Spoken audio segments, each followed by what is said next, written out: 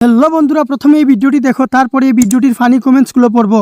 তো let's start. আমি মেহেদি শুভ ভাইয়া গতকালকে চাঁদপুরে গিয়েছিলাম নিজের পার্সোনাল লঞ্চে করে, মানে লঞ্চ থেকে মাটিতে পা দিতে দেরি, মানুষের ফুলের শুভেচ্ছা পেতে দেরি নাই।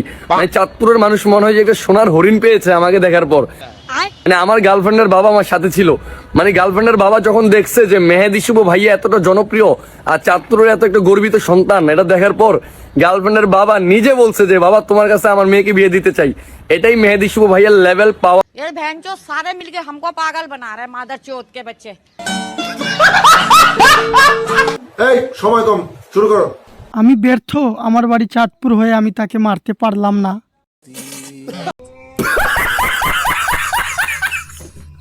কাঁঠাল গাছে কাউয়া, মেহেদি শুভ সাউয়া।